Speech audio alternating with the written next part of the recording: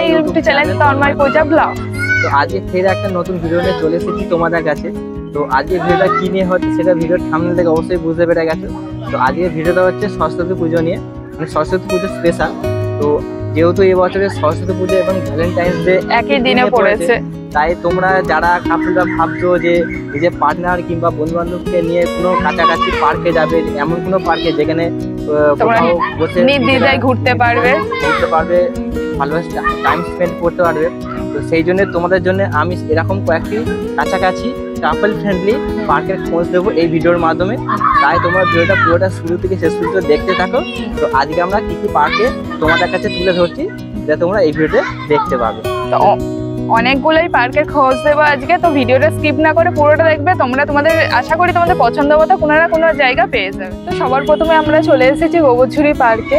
তো ফার্স্টে তোমাদের পার্কটা কেমন সেটা আগে ঘুরে দেখাবো। এই পার্কটা আশেপাশে তোমাদের ফার্স্টে ঘুরিয়ে দেখিয়ে দেবো, আর এই পার্কের ভিতরে কি কি অ্যাক্টিভিটি রয়েছে, কি কি জিনিস আছে, আর কোথায় কি বসার কেমন প্লেস রয়েছে সেটা সবার ফার্স্টে দেখিয়ে দেবো। তো তারপরে লোকেশনটা বলবো, এই গোবরঝুড়ি পার্কের লোকেশনটা বলবো যে এখানে আসতে গেলে কিভাবে আসতে হবে। তো চলো সবার প্রথমে পার্কটা তোমাদের ঘুরিয়ে দেখিয়ে দেবো। দুটো দেবে না?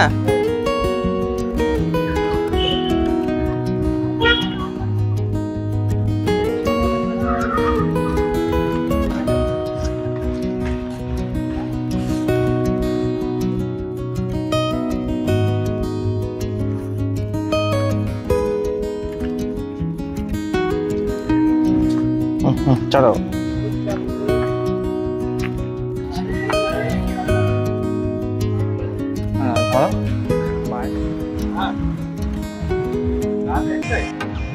চলো, দিনের বেলা এলে হবে।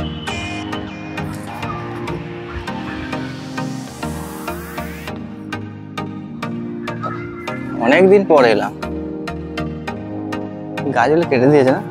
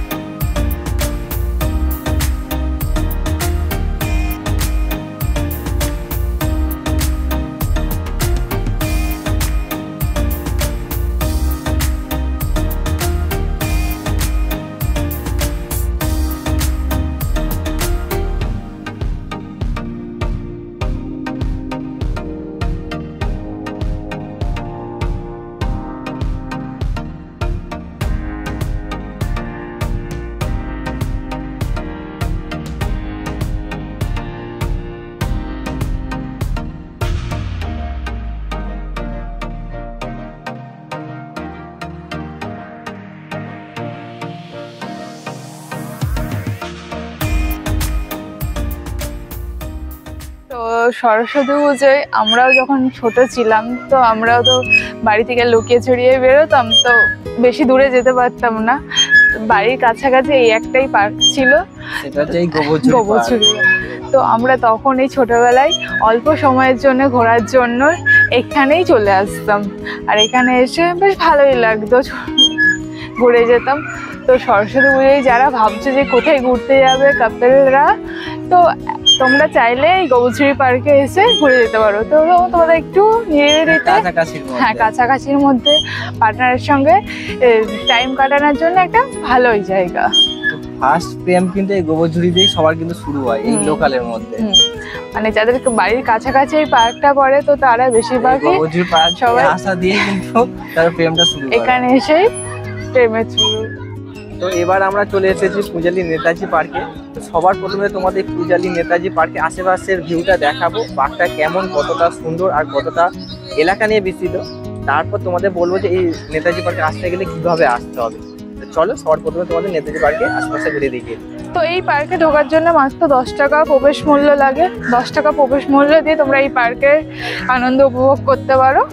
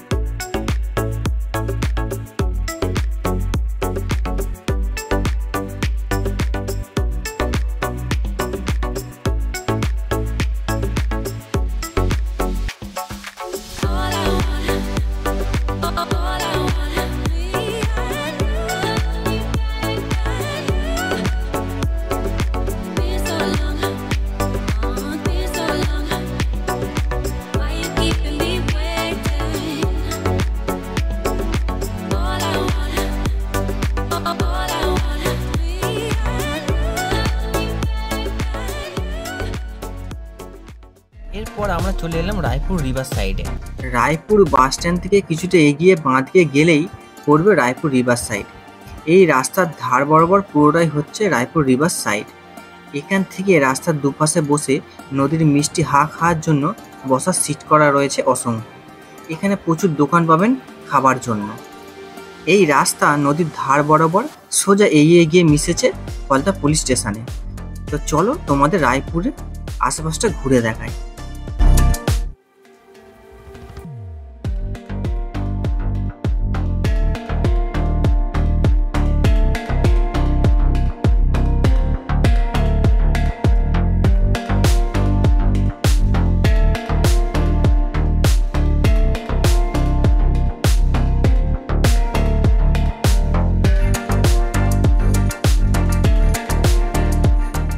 এখানে এলে অবশ্যই এই নৌকা চড়তে ভুলো না যেন। মাঝ নদী থেকে রায়পুরের মন্দির ও মন্দির সংলগ্ন এলাকা খুবই সুন্দর লাগে, কিন্তু তোমরা না চড়লে সেটা কিন্তু বুঝতে পারবে না। তাই তোমাদের অবশ্যই বলবো তোমরা এখানে এলে অবশ্যই এখানে কিন্তু এই নৌকা একবার চড়ে যেও। নদীর পাশ বরাবর বাইক নিয়ে যেতে যেতে ফাইনালি আমরা চলে এলাম বুড়ুলে। তো দেখতেই পাচ্ছ এটা হচ্ছে বুড়ুল নদীর পাড়, আর আমার বাঁ সাইডে হচ্ছে বুড়ুল ফেরিঘাট।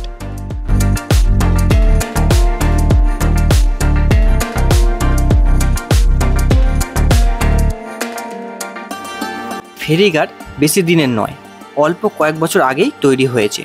এর পাশেই পুরনো ফেরিঘাট ছিল, এখনও আছে, তবে সেটা ভগ্নপ্রায় অবস্থায় আছে।